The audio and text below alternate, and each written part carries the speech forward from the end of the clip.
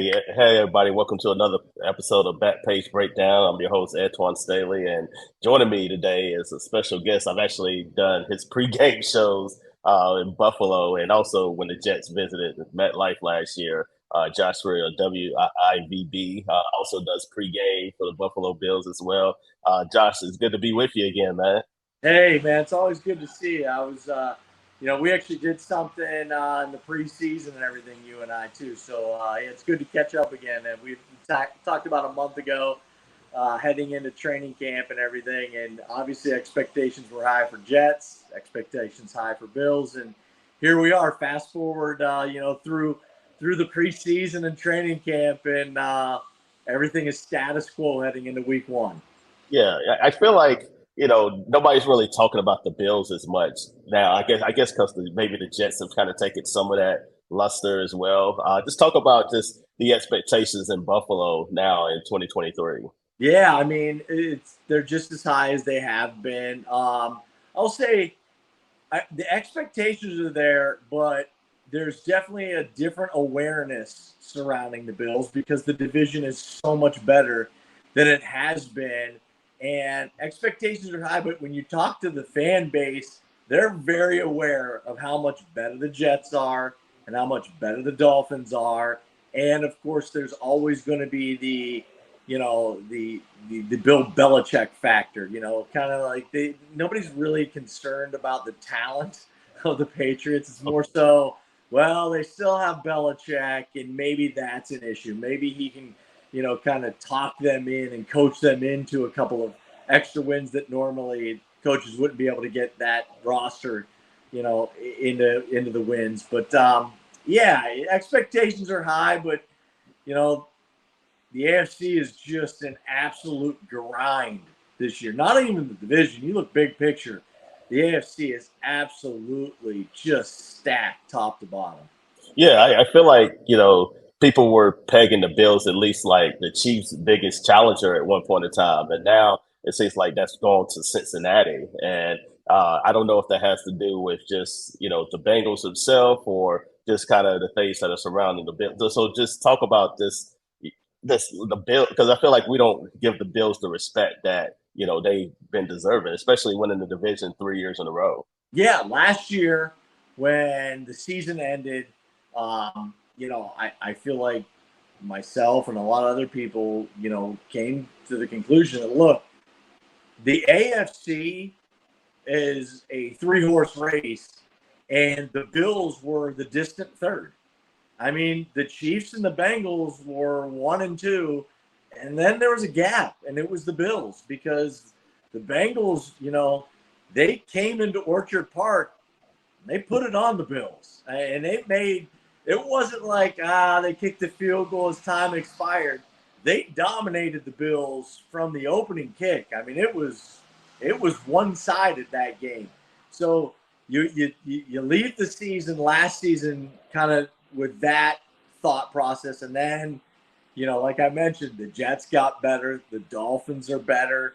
The Chargers are going to be good just because they have one of the better young quarterbacks in the league.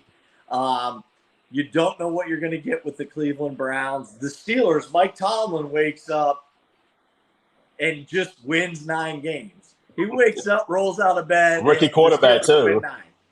With a rookie quarterback, I just find that amazing. I know, and Kenny Pickett, the Bills played the Steelers in the preseason. Kenny Pickett, trust me, I will admit I was not a Pickett believer, and I'm still hesitant to go all in on Kenny Pickett.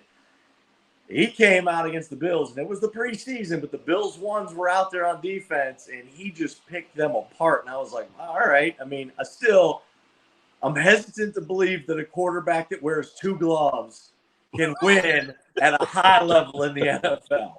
Until I see it done, I'm not going to believe it. And then, there's the Ravens.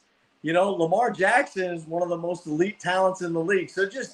And Harbaugh's another one of those coaches that rolls out of bed, 9 wins, and their defense is always good. So, yeah, the AFC is it's loaded. But, yeah, I still am of the belief that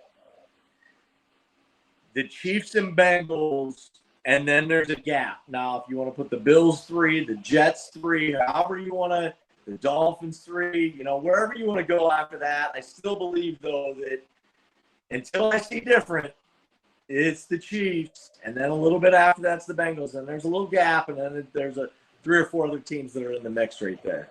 Yeah, I think the AFC North and the AFC East are going to be the two toughest divisions in football. I mean, the North in general, like you spoke about the Browns. I'm trying to figure out what the Browns are. It just depends on what Deshaun Watson is. If he can get back to form, then I think they could be very, very sneaky. And then Yeah. If he rewinds it to 3 years ago, Houston Texans, Deshaun Watson, peak, I mean, that's just what the AFC needed, is another elite quarterback, just absolutely playing at a monster level. I mean, and I'm sold on Anthony Richardson. I think he's going to be a star. I mean, we're going to be talking about, 12 legit star quarterbacks in the AFC. We ain't talked about Jacksonville either. Jacksonville with Trevor Lawrence, and I think they're going to be like they pushed like the Chiefs pretty to the brink at times, last year in the playoffs. Sure, they did. So, but you're right. I mean, you look on paper at just pure star power. The Browns have some guys. I mean, Myles Garrett's one of the best edge rushers in the NFL every single year. Nick Chubb, one of the best running backs in the NFL every single year. And Njoku's this really solid tight end. Amari Cooper. They got guys on the back end of the defense with Denzel Ward, and got some nice safeties. So I tell you, if the Browns are good, I mean, like you said, the North and the East are just going to be absolute grinders of divisions. Yeah, you talked about Buffalo and them losing to Cincinnati.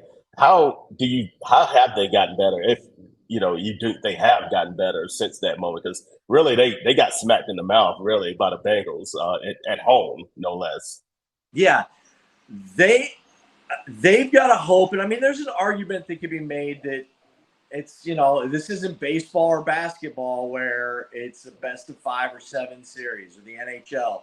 It's one game. They got to hope that, and like I said, there's an argument that can be made that, look, the Bengals they had a night and the Bills didn't, and that there's some factor that eventually everything that they went through last year finally caught up to them. They had games that were moved due to the weather. Of course, the Mar Hamlin situation.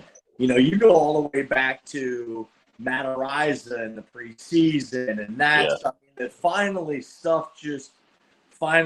caught up to them, and they caught a red-hot Bengals team, and that could happen. So maybe that's the thought. But I look at their roster this way. They are as good or better at every single position except for middle linebacker, where they lost Tremaine Edmonds. Every single position. Their weapons are better because Dalton Kincaid brings some of that offense that they've never had. I think James Cook is going to be a really nice piece to that offense, and getting Devin Singletary, who was solid, getting his touches out of there and giving him to maybe some different guys that have more explosive potential. The back end, Poyer was really injured all of last season. All of last season. Tre'Davious White only played the last 6 games of the season, was coming off of a knee. He seems to be mentally where he needs to be on the knee. They add Leonard Floyd to the edge. Of course, they won't have Von Miller for the beginning of the year, but eventually he's going to come back. But he missed, after Thanksgiving, he missed a huge part of it. You wonder how much even having Von Miller on the field for that Bengals game would have made a difference. Not that he swings it that much, but, it's probably a difference. I mean, you talk about a team that lost 3 games by 8 total points. That's not a lot, except for the playoff game. 3 regular season losses, 8 total points, and they're better at every spot but one. So I think you got to go into the season going, okay, you'll take that. Now, that one spot, it seems to be a decent-sized downgrade because I just don't know what they're going to do at middle linebacker. Because Tremaine, it's funny because here in Buffalo and Western New York, everybody was always looking for what Tremaine Edmonds can't do. all of his shortcomings, and they pointed out. People were quick to do that. Now all of a sudden, those same people, you go back to them and go, so what do you think if you could get Tremaine back? I'm telling you right now, the line would be long. I mean, Yes. it would be deep. There'd be a lot of people in that line going, bring him back. We'll do anything. So it's it's one of those you don't know what you got till it's gone type of situations. Yeah. Now they bring in Christian Kirksey, which is an interesting addition. I don't think he's going to be quite ready, for the first couple of weeks. He's got to get caught up to speed. Middle linebacker, you're going to be wearing that green dot. You're going to be able to communicate the defense. So, but he's a veteran, been around the league. A good guy to mix in there with Tyrell Dotson and Terrell Bernard. I think Terrell Bernard right now is probably the front runner for that spot. But he's been dealing with a hamstring, so he didn't get to play at all in the preseason. So that's going to be the spot that's got the biggest question mark. Yeah, I mean, you bring up just the AFC division and the AFC East. Like, how do you think, the rest of the teams stack up? Because obviously, a lot of people think the Jets are Super Bowl contenders. I'm not there yet, even though I covered the team. But, I think they're a playoff contender. I think the Jets could certainly make the playoff. Obviously, the Dolphins made the playoffs last year. Gave the Bills one heck of a run. Like they played their wild card game with a third string backup quarterback in Skylar Thompson. So what do you feel like both of those teams kind of stack up against the Buffalo Bills right at this moment? Yeah, let's start with the Jets. Look, this would come as a shock. It's going to come down to the quarterback play because that's what it does with every single team in the NFL, right? Yeah. And Aaron Rodgers. I mean, is Aaron Rodgers what we saw at the end there in Green Bay? Because if so, the Jets may have lost a big gamble there because they're tied down financially to him. But if that's a matter of, he kind of lost a little bit of the love of being there in Green Bay and maybe he's rejuvenated. Maybe his career is it just got pumped some life back into him by being there, being in the Jets, kind of a rebirth, if you will, find a new love and passion for the game being with the Jets. And let's face it, there's a lot more talent. There's a lot more talent on that Jets roster than there was in Green Bay. Yeah. I think at the end of the season, we're going to be talking about Garrett Wilson as a top 3 receiver. I just think he is absolutely, especially if Aaron Rodgers gets it going again, because I think he's a star. I think he is an absolute star waiting to happen. Of course, Paul was, I think, going to be the rookie of the year until he gets hurt. So yeah. I think they bring Cook in. I think they got a good mix of talent. Offensive line. I mean, this. You cover the team on a day-to-day. That offensive line is going to be the thing because unlike guys like Josh Allen and Patrick Mahomes who have some mobility and maybe can escape some different things, Aaron Rodgers 12 years ago could escape some things. I don't know if Aaron Rodgers right now has the mobility that we saw, kind of early on, even in the middle of his career. So the defense, though, is just stout. I mean, it was stout last year.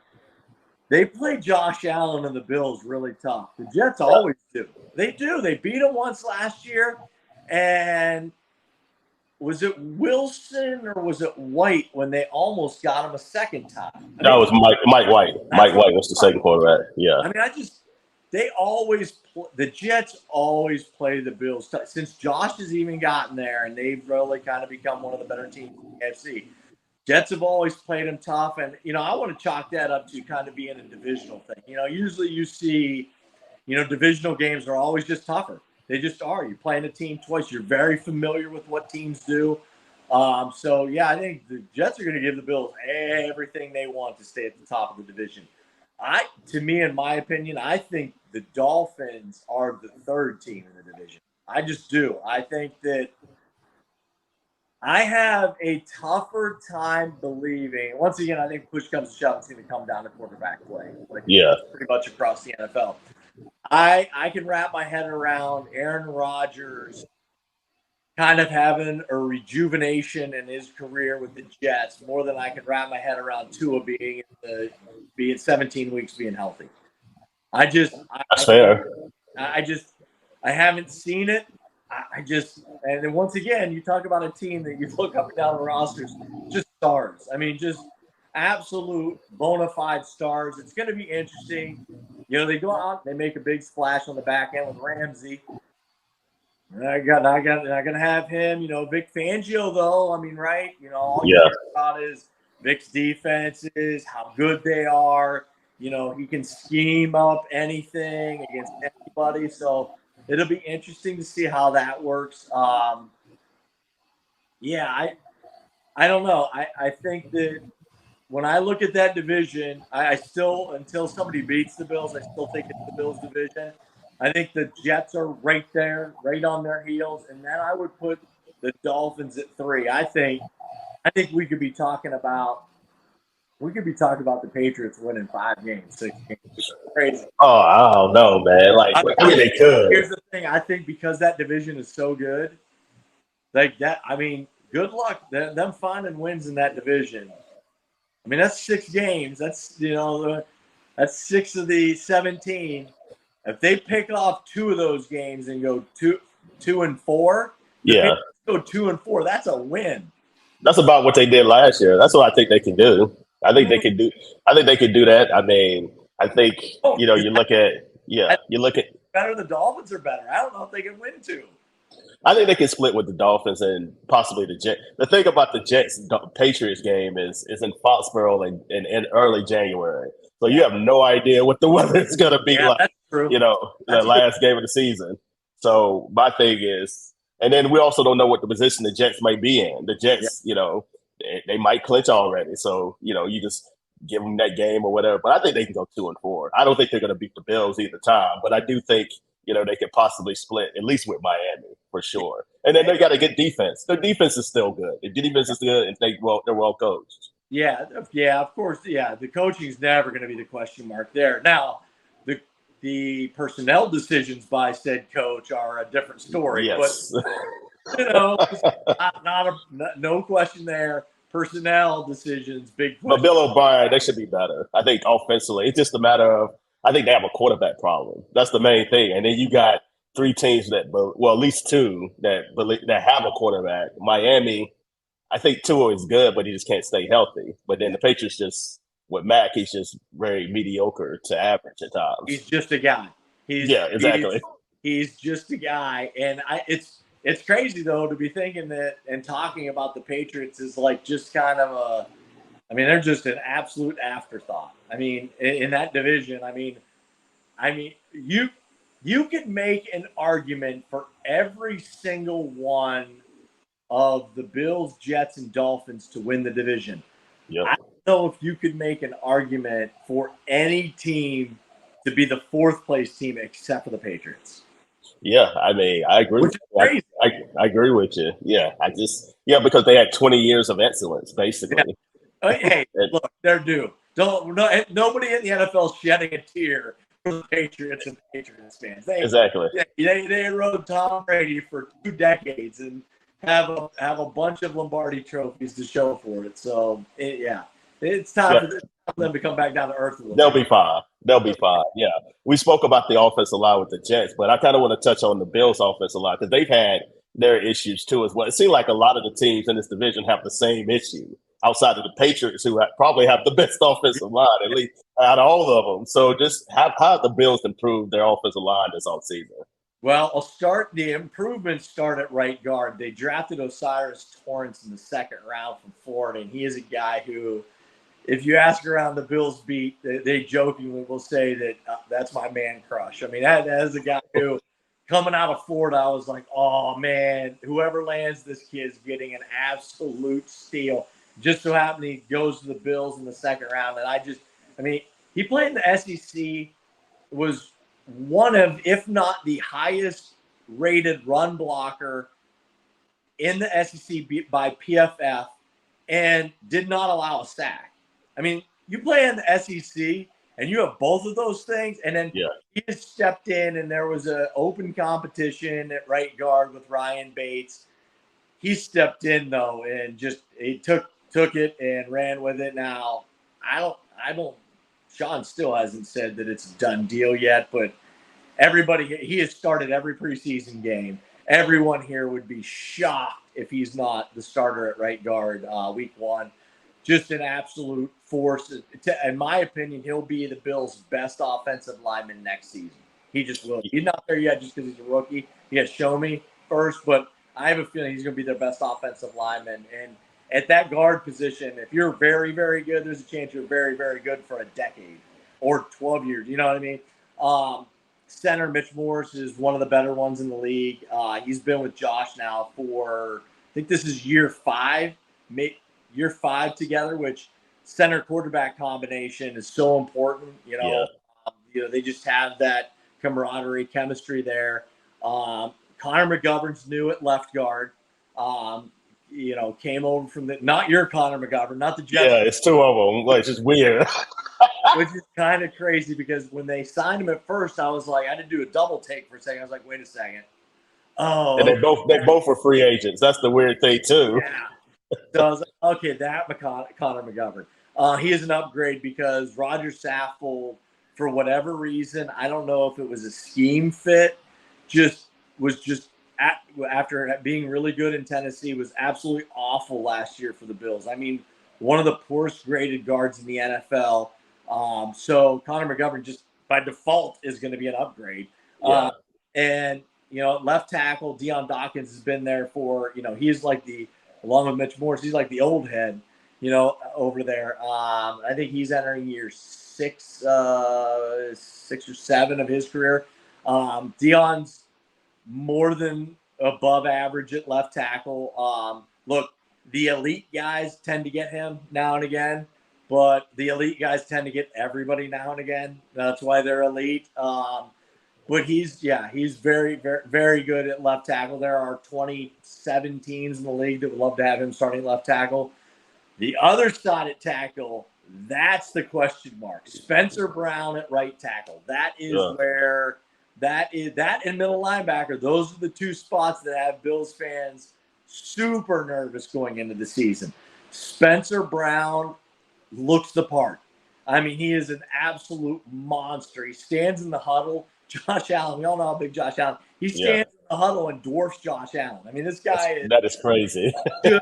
just enormous. All of like 6'8", just huge. Just looks the part, and you go, this guy dealt with a back issue last year. Really, really hampered him. Supposedly he's over it. Hasn't looked great in the preseason. We'll see. But that's definitely the big question mark, Spencer Brown, because there are times when you watch him and go, oh, man, they need to start rolling Josh out to his left all the time.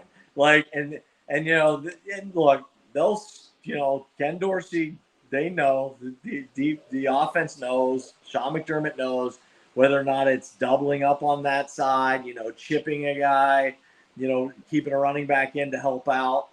But that's definitely, that's the position that, a lot of the beat reporters are going to be staring at week 1 going, let's see how this goes. Because this is the big question mark right now. Yeah, it really is. Like, that's why I was curious because it seems like that's been their big issue, really, just protecting Josh Allen and, keeping him upright. I think we kind of saw that even in the Jets game, the first Jets game where the Jets were able to get to him and, cause havoc and, that fueled the upset too. So we're going to learn a lot about this Bills offensive line, especially they're going to have their feet to the fire facing the Jets defensive line that's as talented as anybody in the league, especially with how deep they are, especially led by Quentin Williams. Yeah, absolutely. I mean, and you put it, you're spot on. Josh Allen has started 71 straight games.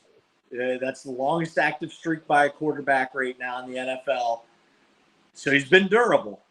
But there have been a couple of weeks, as you can imagine with any player that started 71 straight games, there have been a couple of weeks where you go, oh, man, he took a beating. I don't know if this is going to work next week. And he finds a way to get himself back out there. But I think one of the things that they tried to do, and maybe this helps some of the question marks along the offensive line, one of the things I think they tried to do, and that's why they drafted Dalton Kincaid, is I think they tried to add some guys who can give Josh some more easy button throws. Yeah. Or take it 2 steps, get it out of your hand, take 5 yards, get back up to the line, live to play another down. I think there's going to be a lot more of that. They even specifically talked about Gabe Davis and kind of not adding to his route tree, because it's not like he didn't run intermediate routes, but asking him to do some more stuff that's not just run down the field 50 yards and Josh is going to stand in the pocket, take an absolute, smack from a defensive lineman bearing down on him so that he can throw it down the field to you. I think they're going to try to work a little bit more intermediate with Gabe Davis. I think that's the reason they drafted Dalton Kincaid. They got guys like Hardy and Trent Sherfield. And I think they're going to try to do a little bit more of that. James Cook out of the backfield. I think they're going to try to do a little bit more of that this season too. Keep Josh Allen from avoiding, some of those bigger hits. Yeah, I think they have to, especially I thought last year after the Jets game, I thought Josh was going to miss some time because of his elbow. Yeah. Like, the last play with Bryce Huff and, was able to, hurt his elbow. I thought he was going to miss some time just due to that. Everyone did. I mean, he's a tough SOB, man. I tell you what, he just is, man. He is tough as nails. I mean, he's that quarterback to me that, if you're a fan of the NFL, like just a fan, not a Bills fan, just if you like the game, like he's a guy that you like to like. I love watching Patrick Mahomes because you talk about another guy who's just absolutely tough. Yes. If you watch the ankle injury last year and seeing what he went through for that ankle, and to make sure you just go, oh man, what? Jeez, are you kidding me right now? There are some of those guys that around the NFL that not only are talented, but just will do everything that they have to do to be out there on the field. And that's just next level. Yeah, it really is. I'm gonna get you out of here on this. Just obviously the big Monday night game, Jets Bills. What do you feel like the keys are to the game? Because the last two games, especially last year, all of them came down really to like either a turnover or miscue, or it was just that close of a difference between the Bills and the Jets last year. Yeah, one of the things is that I think maybe being made too much of, in particular around here, is it's 9/11. There's going to be a lot of emotion. It's Monday Night Football. It's a road game. It's like all this Aaron Rodgers debut, national, like all this hype. Man, are the Bills going to be okay dealing with all that? And I remind them quickly that they went into the Rams and the Super Bowl banner was going, and they smacked them right now.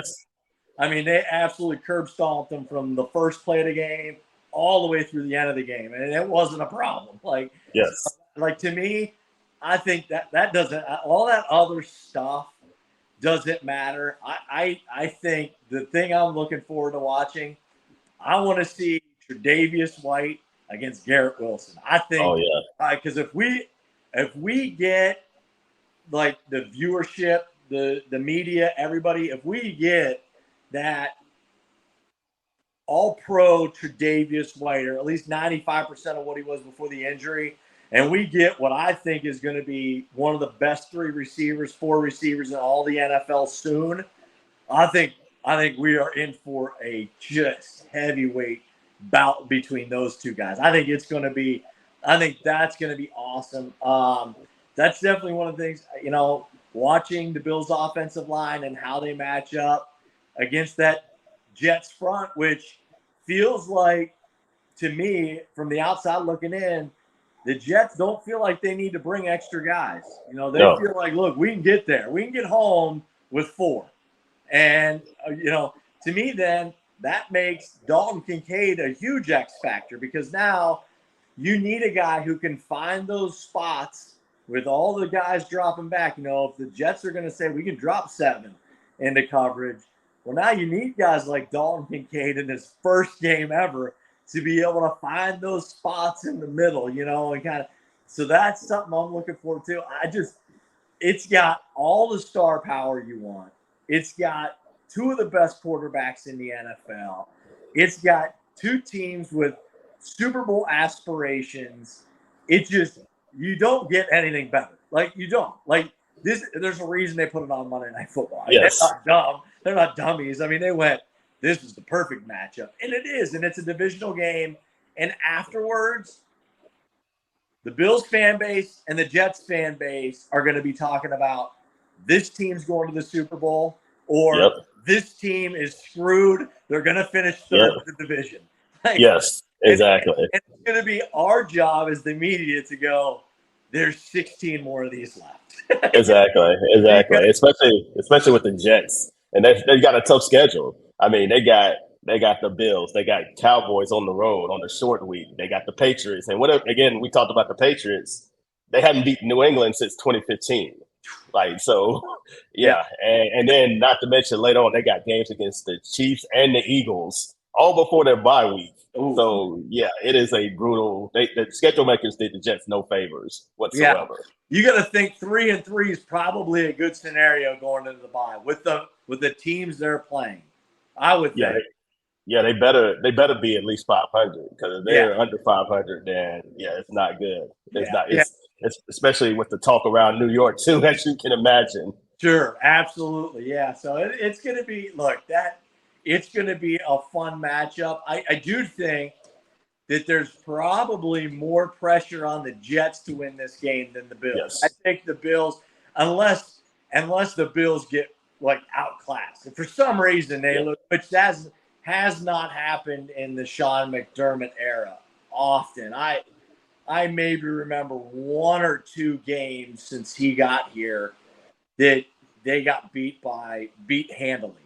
Like, that Bengals game was one of them. Yeah. Only been a couple where from the beginning you went, oh man, this is not good. Just one or two or three maybe, but yeah, unless something crazy happens and the Jets come out of there with a 23-point win, I think the Bills inside that building, the fan base is a different story because fans are Well, going yeah, to like, but I think inside that building and the narrative surrounding the Bills, the national media may try to turn it into something that it's not, but that's their job. But yeah, I think that most people, if it's a close game and the Bills lose, I think people not a big deal. in the building they'll go, it's not that big. Now, my point of view will be this: if you don't get Aaron Rodgers week one, you're gonna have trouble getting him later because to And me, yeah, Aaron Rodgers played in road venues that are crazy. Yeah, that ain't gonna be a thing. Him coming to Orchard Park's not gonna be a thing. You need to get him though when he's still getting used to these weapons and playing in that offense because it changes later in the season when you face him and suddenly he's got half a dozen, 10 games under his belt, whatever it is. Then you could be facing a different type of Aaron Rodgers. yeah, for sure. Because they're just now like getting all these offensive players back, and the reason they played the preseason game to get some chemistry. So Mm-hmm. yeah, that's a good point because I think by November when they face each other again, then it could be a whole Sure. different type of machine the Jets face there. But yeah, I mean it'll be fun to watch, man. I like I say, thank you for coming on with me. I really do appreciate it. 100% Antwan, man. Anytime. I appreciate it. All right. All right. This is another episode of Back Page Breakdown. We'll have another one on Thursday. You can check me out then. Obviously, I'm at Antwan Staley all across the board, and we'll see you then.